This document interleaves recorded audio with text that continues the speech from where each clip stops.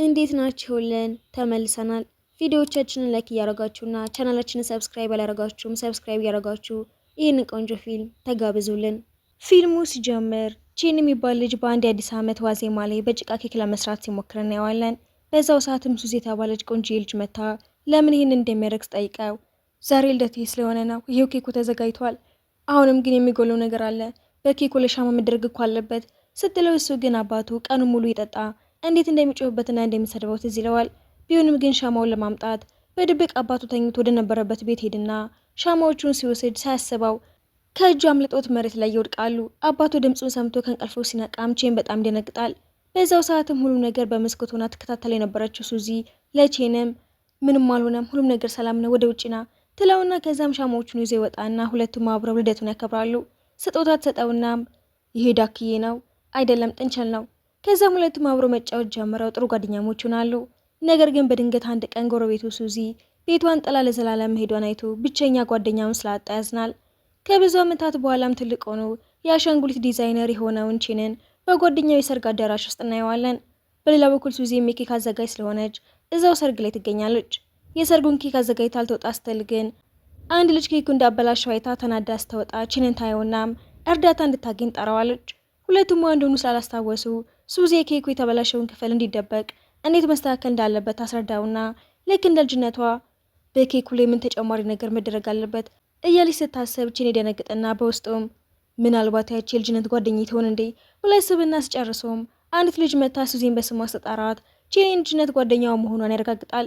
የሰርጉ ድግስ ተጀምሮ ሙሽሮቹ ወደ መድረክ መጥተው ኬኩ ቆንጆ ሆኖ ስለቀረበ ቼን ስለረዳት ታመሰግነዋለች።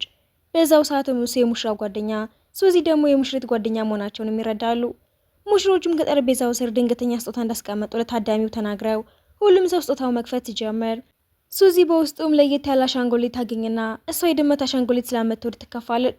ቼንም የምትወደውን አሻንጉሊት የሱ ድርጅት ምርት ስለነበረ ይሳማትና ስትሄድም የተከተለ የጊዜ ማሽን ድመቷን በቀላሉ ሊያመጣላት እንደሚችል ቢነግራትም እሷ ግን ያን የበድል የማሸነፍ ስሜት እኮ አይኖረውም ብላም ትለዋለች።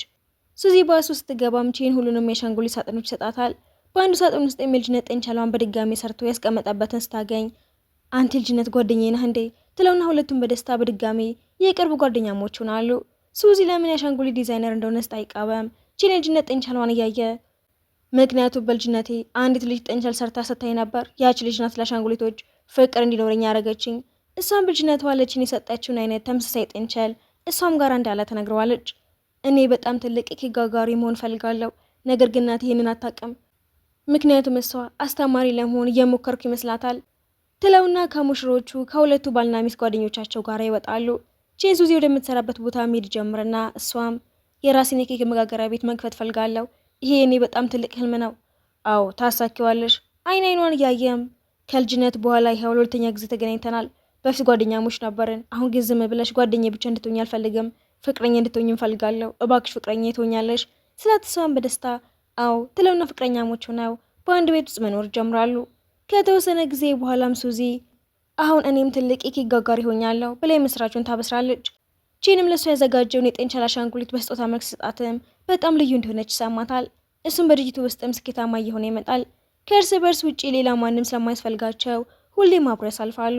በሌላ ቀን ሜዳ አስካፋዮች መጥተው አባቱ ሳይከፍለው የሞተው ከፍተኛ ዕዳ እንዳለበትና አሁን እሱ መክፈል እንዳለበት ነግረው ቢያስጨንቁትም እሷ ላለማስጨነቅ ሲል ግን ምንም ሳይነግራት ይቀራል። በጭንቀት የተዋጣው ቼንም ለራሱም የሱዚን ህልም ለማሳካትና የኬክ መጋገሪያ ቤቷን ለመክፈት ስል ሁሉንም ነገር ለማስተካከል አቅም የፈቀደውን ሁሉ እያደረግኩ ነው።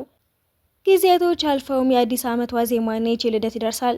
ሁለቱም በፍቅር 4 ዓመታትን ያጠናቀቁ ሲሆን ቼን ግን ላለፉት 6 ወራት በዕዳ ጭንቀት ውስጥ ይቆያል። ቼን ተኝቶ እሷ ወጥ ቤት ውስጥ ድምፅ ታሰማለች። ቼን ሲነቃም ሰዓቱ 9 ተኩል በመሆኑ አይቶ ሲናደድ ለራስ ረፍት መስጠት አለብህ። ሱዚም ዛሬ ኦሊቬ የተባለችው ጓደኛ በቀጥታ ኢንተርቪው ስርጭት ላይ እንደምትገኝ ስትነግረው ፈጠን በይ፣ ሁሉም ነገር አዘጋጂ፣ ዛሬ እኔ በጣም አስፈላጊ ስብሰባ ስላለብኝ ከደራሲው ጋር ለመገናኘት መሄድ አለብኝ። ሱዚ ኬኮችን አውጥታ ከቼን ጋር መኪና ውስጥ ስትጭን ወድቃ እጇ ይጎዳል። ቼን በጥንቃቄ እንድትቀመጥ ነግሯት መኪና ውስጥ ይገቡና ዛሬ ልደትህ ስለሆነ እባክህ ቶሎ ወደ ቤትና ከዛም ልደትን አብረን አክብረን ፊልም ለማየት እንሄዳለን። በጣም ብዙ የስራ ጫና ስላለብኝ በአስቸኳይ ማጠናቀቅ አለብኝ፣ ስለዚህ ይህንን ሁሉ ማድረግ አልችልም ስላት ሁል ጊዜም ስለ ስራ ብቻ የሚያስብ ሆኖ በመቀየሩ ታዝናለች። በሆነ ባልሆነው መጨቃጨቅ ጀምራሉ። ከዚህ በፊትም ሰርጓን ወደ ታደሙላት ወደ ኦሊቪያ ቤት ደርሱና እሱ እቃዎቹን እያስቀመጠ እሷ ግን ተናዳ ሂድ እንጂ አስፈላጊ ስብሰባ አለብህ አይደል ትለውና ኦሊቪያ መጣላታቸውን ታስተውላለች። በትራፊክ ምክንያት ዘግይቶም ጓደኛው ቴዲ በፍጥነት በቦታው መድረስ አለብን ካልሆነ የዛሬው ስብሰባ ይሰረዛል እያለ ይደውለታል። በሌላ በኩል ኦሊቪያ ስለ ፍቅር ህይወቷ አስጠይቃት ሱዚም አሁን ምንም ነገር ሰላም አይደለም። ቼን አሁን ስለ ስራው ብቻ ነው የሚጨነቀው። እሱ እንደመጀመሪያው ቼን አይደለም። ቀኑንና ሌሊቱን ሙሉ ይሰራል። ከኔ ጋር እንኳን አያወራም። ኦሊቪያ ግን በሚቀጥለው ዓመት የጋብቻ እቅድ አላችሁ። ቼኔንን ሁሉ ከባድ ስራ የሚሰራው ላንቺ ብሎ እኮ ነው። ገንዘብ እየቆጠበ ነው። አዎ ለእኔ እንደሆነ አውቃለሁ። ነገር ግን ህይወት እንደዚህ አይደለም። እራሳችን መርሳት እኮ የለብንም። እኔም እኮ ለወደፊት ህይወታችን በትጋት እየሰራው ነው። ለምን እንደሆነ ባላቅም ከአባቱ ቀብር ዕለት በኋላ ነው ቼ ሙሉ በሙሉ የተቀየረው። በዛው ሰዓትም የቼን ስብሰባ በጥሩ ሁኔታ ይጠናቀቃል። ከዚህ በኋላም ቼ በድርጅታቸው ውስጥም ከጓደኛው ከቴዲ ጋር ሆኖ ጓደኛውም ኦሊቪያ ሌላ ሴት እየማገጥኩባት እንደሆነ አስባ ልትፈታኝ የፈለገች ነው። ከአንዲት የድርጅታችን ሴት ጋር እኮ አይታኛለች። በትውስታም ኦሊቪያ ፎቶግራፎቹን አሳይታው ስምህ ቴዲ ነው፣ አመልህ ግን ልክ እንዳውደልዳይ ዱርዬ ነው። እንዲህ አይነት ነገር እኮ አልተፈጠረም። የዛች ልጅ ጫማ ተረከዝ ስለተሰበረ ነው የኔን ጫማ የሰጠኋት ቢላትም እሷ ግን የበለጠ ተናዳ ትመታዋለች። ቴዲ ጥሏት ከወጣ በኋላ ኦሊቪያ የቀጥታ ስርጭቱን ማቆም ደረሳችና አድናቂዎች ሁሉም ነገር እንዳዩባት ስትረዳ መሬት ላይ ተቀምጣ ታለቅሳለች። ወደ አሁኑ ጊዜ ስንመለስም ቴዲ ከዚህ ጊዜ ጀምሮ የኦሊቪያ አድናቂዎች እንድንፈታ እየጠየቁ ነው። በዛው ሰዓትም ቼን ከነዚ የዳ አስካፋዮች ስልክ የተደወለለት ቢሆንም ስልኩን ግን ሳይመልሰው ይቀራል። ቴዲም ቼንን ደህና ነህ? ለመሆኑ ያኔ በአንተ ምክንያት ወደ ድርጅቱ የመታው የነበሩት ሰዎች እነማን ናቸው? አዎ ሁሉም ነገር ሰላም ነው፣ አትጨነቅ ብቻ ብሎ ይተወዋል። አንድ ሰውም የቼንን ቀጣይ አሻንጉሊት ዲዛይኖች ሙሉ በሙሉ ቀርቶ ለድርጅቱ ልኮለት ስለነበረ ቼን ያንን ሰው በጽሁፍ መልእክት አነጋግሮ በአካል ያገኘው ይወስናል። ወደ ሰውየው ቤት የሚወስደው መንገድ አስቸጋሪ ቢሆንም ቼን ያገኘውና እንዴት ያንተ ዲዛይኖች ከኔ ጋር ተመሳሳይ ሊሆኑ ቻሉ ስለው ሰውየውም ምክንያቱም አንድ ነገር ሁለታችንም አስተሳስሮናል። አሁን የምነግርህ ነገር አይገባህም። ሊሆን የሚገባው ነገር ሁሉ መሆኑ አይቀርም።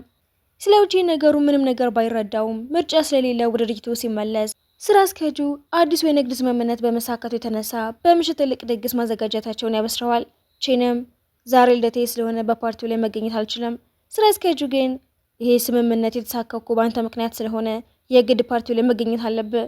ነገር ግን ፍቅረኛ የቤት ውስጥ እየጠበቀችኝ ነው ቢልም ስራ አስኪያጁ ግን አልስማማም ይለዋል። በሌላ በኩል ሱዚ ከኦሊቪያ ጋር ያደረገችው ቀጥታ ስርጭት በጣም ጥሩ ሆኖ ይጠናቀቃል። ኦሊቪያ ለታዳሚዎቿ ስለ ሱዚ ኬኮችና በቅርቡ ስለምትከፍተው የኬክ መጋገሪያ ቤት ተናግራለች። ሱዚ ወደ ቤት ስትመለስም በዛው ሰዓት ከእናቷ ስልክ ይደወላታል። እናቷም እሷ የአስተማሪነት ስራ አለኝ ብላ ስለዋሸቻትና አሁን ግን የኬክ አዘጋጅ መሆኗን የኦሊቪያ ቀጥታ ስርጭት ላይ አይታ ስለደረሰችበት እናቷ ተናዳ ትናገራታለች። ሌላም ስልክ ይደወላትና በዚህ ጊዜ ደግሞ ከቼን ገንዘብ የሚፈልጉት እነዚያ የዕዳ አስከፋዮች ስለነበሩ ሱዚ ቼን በከፍተኛ የዕዳ ማጥ ውስጥ መዘፈቁን ትረዳለች። በፓርቲው ላይም ቼን ከስራ አስኪያጁ ጋር የተነጋገረ የቅድሚያ ገንዘብ እንዲጨምርለት ይጠይቀዋል።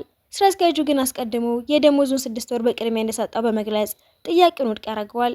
በዛው ሰዓትም ሱዚ ወደ ፓርቲው ቦታ ደርሳ ይህንን ንግግር በሙሉ ሰምታ በከፍተኛ ጭንቀት ወደ ቼን ትሄዳለች። ምንድነው የተካሄደ ያለው? ቼን ለብቻዋ ይዟት ወደ ጎን ይወጣና ሰዎች ስልክ ደውለውልኝ ገንዘብ የጠየቁኝ ነው። ለመሆኑ ይህንን ያህል ከፍተኛ ገንዘብ ለምን ተበደርክ? ይህንን ነገር ለምን ከኔ ደበቅከኝ? ሁሉም ነገር ሰላም ነው አይደል? ብላ ጠይቀዋለች። እንድትጨነቂ ሳልፈለግኩ ነው የደበቅኩሽ። አሁን ወደ ቤት አብረን ሄድና እዛ እንነጋግራለን። ቼን ሱዚን ይዟት ከዚያ ሊወጣ ሲለምሷ ግን አንተ ተቀይረሃል፣ አሁን ሚስጥር መደበቅ ጀምረሃል። በፊት ግን እንደዚህ አልነበርክም። በዚህ ጊዜ ቼን ተናዶ እየጮህባት አንቺም እኮ የኬክ ጋጋሪ መሆንሽን ከናትሽ ደብቀሽ ነበር አይደል? ታዲያ አንቺ በምን ይለያል? ሲላት እሷን መልሳ ትጮህበታለች። ሁለቱ ነገሮች እኮ በጭራሽ ይለያያሉ። ከዚህ በኋላም ቼን ሱዚን የበለጠ ወደ ጎን ለይቶ በመውሰድ እዳው በሱ ሳይሆን በአባቱ የተወሰደ መሆኑንና ከአባቱ ሞት በኋላ ሁሉንም እዳ ለመክፈል ለተገደደ ለሷም ይነግራታል። እሷም ተረጋጋና ምንም ችግር የለም፣ ለእኔ ኬክ መጋገሪያ መደብር ያስቀመጥኩትን ቁጠባ በሙሉ ለነዛ ሰዎች እንሰጣቸዋለን ብትልም እሱ ግን በግልጽ እምቢ ይላታል። ተጨንቆም አንዳንድ ጊዜ በእኔ ምክንያት ህይወትሽ የሚበላሽ ይመስለኛል። እኔ ምንም የወደፊት ህይወት የሌለኝ ከንቱ ሰው ነኝ። የእዳው መጠን በጣም ከፍተኛ ከመሆኑ የተነሳ እንዴትና መቼ እንደምከፍለው እንኳን አላውቅም ስላ ትደነግጣለች። ማለት ልንለያይ ይገባል ያልከኝ ነው እንዴ? ቼ መጀመሪያ ዝም ካላት በኋላም በአንቺ ላይ ሸክም መሆን አልፈልግም። ሱዚ ልቧ የበለጠ ተሰብሮ አንተ በፍጹም የኔን ፍቅር አልተረዳኸውም። እኔ ከአንተ ጋር በስቃይ ሁሉ ለመቆም ዝግጁ ሁኝ ያለ በአንድ ቀን ሂጂ ስለኛለህ ብዬ በፍጹም አልጠረጠርኩም። በለቅሶና በቁጣ ጥላው መሄድ ስትጀምር ቼን እየሮጠ ተከትለዋት ይቅርታ አድርጊልኝ፣ እባክሽን ስሚኝ፣ አንዴ ቆሚ እያለ ቢለምናትም ትታው ትሄዳለች። በዛው ሰዓት መንገድ ላይ ስትቆም በፊቱ የነበረው የጭነት መኪና መንቀሳቀስ ጀምርና በጣም ከባድ የሆነ የማስታወቂያ ባነር እሷ ላይ ይወድቅባታል። ቼን አይምሮውን ስቶ ራሱ መቆጣጠር ያቅተዋል። በፍጥነትም ሊያድናት ቢሞክርም ባነሩ ከባድ ስለነበረ ማንቀሳቀስ ይከብደዋል። ከተወሰነ ጊዜ በኋላ አምቡላንስ ይመጣና ቼን ሆስፒታል ባደረሳት ጊዜም የሱዚን ህይወት ማዳን እንደሚከብድና አደጋ ላይ እንደሆነች ሰማና የምትሞት መስሎት ይፈራል። ከዛም ቼን ወደ ቤት ሲሄድም ሱዚ ለልደቱ ቤቱን በሙሉ በሚያምር ሁኔታ ሳምረው ያገኘዋል። ሱዚ በዛ ምሽትም የልደት ቀኑን በደስታ ለማክበር ጓጉቷ ስለነበረ ይህንን አስደናቂ ድንገተኛ ስጦታ አዘጋጅታለት ነበር። ቼን ይህንን ሁሉ ሲመለከት ልቡ ተሰብሮ በከፍተኛ ሁኔታ ማልቀስ ይጀምራል። ከእናቷ ያንን ሁሉ ከባድ ወቀሳ ከሰማች በኋላ እንኳን የልደቱን ፕሮግራም እንዳዘጋጀችለት ይረዳል። ቼን ሱዚ ለእሱ ይህንን ሁሉ ሰረግና እንደዚህ ስትወደው እሱ ግን በክፉ በመያዙና ሂጅልኝ በማለቱ ጥልቅ የሆነ ጸጸት ስሜት ይሰማዋል። በፍሪጅ ውስጥም ሱዚ በምስጢር ያዘጋጀችለትን ኬክ ተቀምጦ ነበር። በልጅነቱም ልደቱን ሲያከብር የነበረውን ሻማ ማስቀመጣው ሳይ ሀዘኑ ከአቅሙ በላይ ይሆንበታል። ከሁለቱ ሻማዎችም አንዱን ወስዶ ኬኩ ላይ በመትከል እያለቀሰ እባክሽ ወደ እኔ ተመለሺ እያለ ሌሊቱን ሙሉ እያለቀሰ ያድራል። በመጨረሻ እንቅልፍ ይወስደዋል። በነጋታው አይኑን ሲገልጥ የአዲስ ዓመት ዋዜማ መሆኑን ያህል ከኩሽና ውስጥም የእቃዎች መውደቅ ድምፅ ሰማና ሱዚን ሳያት ይደነግጣል። ወደ እሷ ጠጋ ብሎ አቅፋትም ይመስገን ያ መጥፎ ህልም ብቻ ነበር፣ አንቺን ያጣሁሽ መስሎኝ በጣም ደንግጬ ነበር። ሱዚም እኔ በጭራሽ ስለማልተብ እንደዚህ አይነት ነገር አይፈጠርም ትለዋለች። በኋላ ላይም ወደ ኦሊቪያ ቤት ለመሄድም ወደ ውጭ ስትወጣ ልክ እንደባለፈው እቃዎች ስታስቀምጥ በድጋሚ ትወድቃለች። እሱም ይህን ነገር ከዚህ በፊት በመፈጠሩ ግራ ይገባዋል። በሚቀጥለውም ሱዚ መኪና ውስጥ ተቀምጣ ስለ ልደቱ አከባበር ጠይቀዋለች። እባክህ ዛሬ ቀድመህ ወደ ቤትና ከዛም ልደትህን አብረን አክብረን ፊልም ለማየት እንሄዳለን ስትለው ፈገግ ብሎም ባለፈው ዓመትም ይህንኑ ጠይቀሽኛል አይደል? አይ ዛሬ እኔም ጠይቅህ። እሱም በድጋሚ ግራ ይገባዋል። ነገር ግን ለእሷም ሁሉንም አስፈላጊ ስራዎችን ትቼ በእርግጠኝነት ወደ አንቺ እመጣለሁ። ከዛ በኋላ ወደ ኦሊቪያ ቤት አድርሰዋት ተሰናበታትና ሲወጣ የቼን ኮት ቁልፍም እንደገና ይበጠሳል። ከዛ በኋላም ቀኑን ሙሉ ከሷ ጋር ለመቆየት በመወሰኑ ሱዚን ለመውሰድ ወደ ኦሊቪያ ቤት ሄዶ ሁለቱም መጀመሪያ የዳቦ መጋገሪያ ሱቋን ወደምትከፍትበት ቦታ ሄዳሉ። አንድ መብራት በሷ ላይ ሊወድቅ ስለሚያድናታል። ወደ ሬስቶራንት ሄደውም ከረጅም ጊዜ በኋላ ሁሌ ጊዜ በፍቅር ከሷ ጋር የሚቆየውን የድሮውን ቼንን በማየት ደስ ይላታል። ከዛም የቀጥታ ስርጭቱን አይታ አሁንም ሱዚ አስተማሪ ሳትሆን ጋጋሪ መሆኗን ካውቀችው ከእናቷ ድንገተኛ ጥሪ ይደርሳታል። ከፍቷትም ቼን እኔ ከአንቺ ጋር ስለሆንኩኝ አትጨነቂ፣ ሁሉም ነገር ጥሩ ይሆናል በማለት አቅፋ ያረጋጋታል። ወደ ቤት እየሄዱን በመንገድ ላይ አንድ ሰው ልጁን በጣም ስደበድብ አይተው ቼን ሰውየው እንዲያቆም ቢነግረውም ጭራሽ ሱዚንም ሲገፈትራት ተናዶ ይመታውና ሰውየው ከስወት ፖሊስ ጣቢያ ይወሰዳል። ከዛም የወረቀት ስራው በመጨረሻ አስጠናቀቅ ወደ እሷ እየሄደ በመንገድ ላይ አንድ ሰው አደጋ እንደደረሰበት ይረዳል። የሞተችው ልጅም ሱዚ ናት ብሎ ትልቅ ሀዘን ውስጥ ቢገባም በነጋታው ግን ስነቃ ቁርስ እየሰራች ያገኛታል። መጀመሪያ ላይ በህይወት ሲያገኛት ደስ ብሎት ለረጅም ጊዜ በፍቅር ይመለከታታል። እሷም ስታየው ኬኩን መደበቅ ትጀምራለች። ወደ ቀጥታ ስርጭቱ እንዳትሄድ ሲነግራትም ኦሊቪያ ጨረሮችን ስለምታገኝ እምቢ ትላለች። እሱም ዛሬ ቀኑ ሙሉ ከአንቺ ጋር እቆያለሁ፣ ዛሬ ለየት ያለ ባህሪ እያሳየኝ ነው፣ ግን አሁንም ደስተኛ ነኝ ትለዋለች። ለጉዞ ሲዘጋጅም ሁሉ ጊዜ ቁልፍ የሚበጠሰውን ኮት ላለመልበስ ይመርጣል። በሱ ፋንታም ሌላ ኮት ይለብሳል። እጇን በመያዝም ከሱ ጋር ይዘዋት ሄዳል። በቀዩ መብራት ላይም ማንም ሰው በመኪናው ፊት እንዳይመጣ በጥንቃቄ ያረጋግጣል። ነገር ግን ከጥቂት ጊዜ በኋላ መኪናውን ሲያስነሳ ከኋላ ያለው መኪና የቼንን መኪና ገጭቶት ተመሳሳይ ነገር እንደገና ይከሰታል። እሷም ኦሊቪያን ቤት ካደረሳት በኋላም ሲወጣ የኮቱ ቁልፍ እንደገና ይበጠሳል። በሌላ በኩል ጓደኛው ስብሰባው ላይ ብቻውን ተገኝቶ ቼንን ሲያየውም ለምን ዘገየ? አንድ ነገር ልነግርህ እፈልጋለሁ። በሚቀጥለውም ቼን ኦሊቪያ ቤት የጠበቃት መታ እንሂድ። ነገር ግን ከሜዳቸው በፊት ለኦሊቪያ የጓደኛውን ቪዲዮ ያሳያታል። በቪዲዮ ላይም እያለቀሰ ለኦሊቪያ ከማንም ጋር ምንም አይነት ግንኙነት አልነበረኝም፣ እባክሽ ከብሎክሽ አውጪኝ፣ እኔ የምወደው አንቺን ብቻ ነው እያለነቱ ይነግራታል። እንዳልገዳት ገብቷትም የፍቺውን ውሳኔ ትሰርዘዋለች። በሚቀጥለውም ቼን ለሱዚ ስለ ፍላጎቷ ሙሉን እውነት ለእናቷ መናገር እንዳለባቸው አብራራላታል። በጣም ብትጨነቅም በመጨረሻ ግን ትስማማለች። ሁለቱም ከቤት ወጥተው ሱዚ እናቷ ደውላላት ወደ ቤት ሄዳም እናቷን ይቅርታ ጠይቃታለች። ሁሉም ነገር ያብራራችላትም እኔ በእውነት ኬክ አዘጋጅ መሆን እንደምፈልገው ትላትና ለእናቷም ኬክ ሰርታላት ስትቀምሰም ትወደዋለች። የሱዚ እናት የልጇን ተሰጠው ካየች በኋላ ንዴቷን ትተወዋለች። ቼን ሱዚን ወደ ድሮ ቤቱ ወስዶ ቤቱን መሸጡንና በቅርቡ ህንፃ እንደሚሰራበት ይነግራታል። አባቱ ብዙ ብድር ተበድሮበት ኢንቨስት ቢያደርግም ተጨበርብሮ ገንዘቡን አቶ ብድሩን እኔ ስካፍል ነበር። በተጨማሪም ቼን ስለ ሻማዎቹ እውነቱን ይነግራታል። እነዛ ሻማዎች እናቱ ከመሞቷ በፊት በልደቱ ቀን የሰራችው መሆናቸውን ከዛ በኋላም አባቱ በመጠጥ ምክንያት ይደበደበው እንደነበረና ደስታው የተመለሰውም ሱዚ ወደ ህይወት ውስጥ መጣ ብቻ መሆኑን ሲያስረዳት ሁሌም አብረን ደስተኛ እንሆናለን አታስብ ትለዋለች። በኋላም ቼን ሱዚን ከአንድ መዝናኛ ውጭ ትቷት ሲሄድም ኦሊቪያ መታ ሱዚን ይዛት ሄድና እሷ ተጨንቃ ስትፈልገው ቼን በሚያምር ሁኔታ ያዘጋጀላትን የጋብቻ ጥያቄ ቦታ ታየዋለች።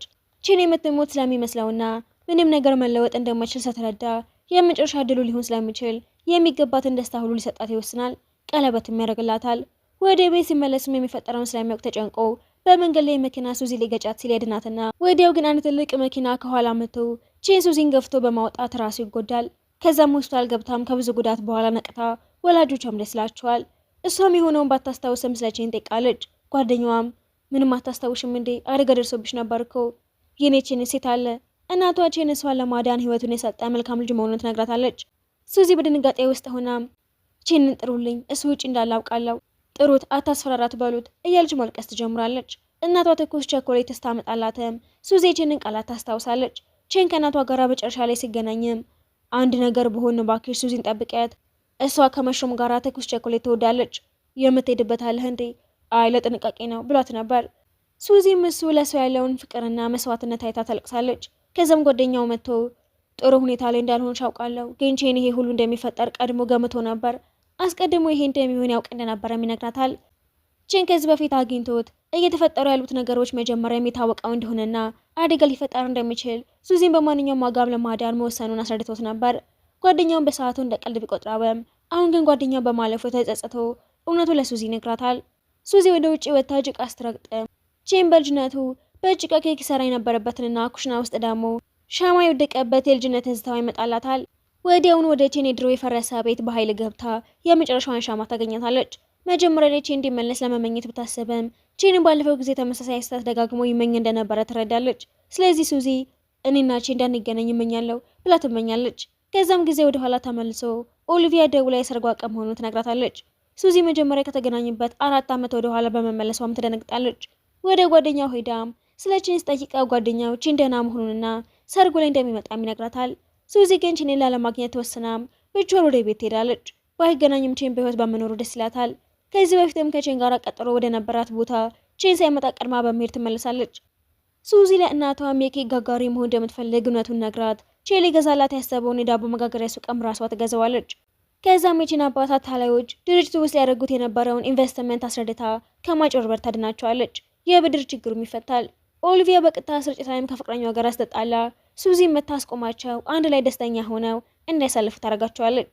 ጊዜው አልፎ የቼን አባት ህይወቱ ሲያልፈም ሱዚ ላይ ቼን እንዲገፍመው የምትፈልግ መቅረብ ስላልነበረባት የአባቱን የጥንት ሚስጥራዊ ሳጥን ቼን በቀላሉ ላየው በሚችልበት ቦታ ተዋውና ቼን ሳጥኑን አይቶት አባቱ ምን ያህል ይወደው እንደነበረ በመረዳት ይጸናል። በመጨረሻም የቼን ልደትና የአዲስ ዓመት ዋዜማም ይደርሳል። ቼን ከጓደኞቹ ጋር እየከበረም ሱዚ ብትናፍቀውም ከአደጋው ለመራቅና እኔን ለመጠበቅ ሲል ይጎዳል ብላ በመፍራት ትርቀዋለች። ጊዜያቶች አልፈው አንድ ቀን ሱዚ በሱቃ ውስጥም ኬክ እየሰራች ያለ ቼንም ኬክ ለመግዛት መጥቶ ድምፁን ስትሰማም በጣም ትደነግጣለች። እሱ ወደ ህይወቷ በመመለሱ እያለቀሰች ጥቂት እንዲጠብቅ ትነግረዋለች። የልጅነቱን አሻንጉሊት አይቶ ሲጠይቅም እሷም ጥንቻል መሆኑን ነግረው የልጅነት ፍቅሩ መሆኗን ይረዳል። በዚህ መንገድም ሁለቱም እንደገና ጓደኛሞች ሆናሉ። ሁለቱም አንዳቸው እንዳይጎዱ ሲራራቁ ቆይተው በስተመጨረሻም ወደ ውጭ ወጥተው በረዶን በደስታ እያዩ የፍቅር ታሪካቸው እንደገና ይጀምራል። ፊልሙም እንደዚህ ይጠናቀቃል።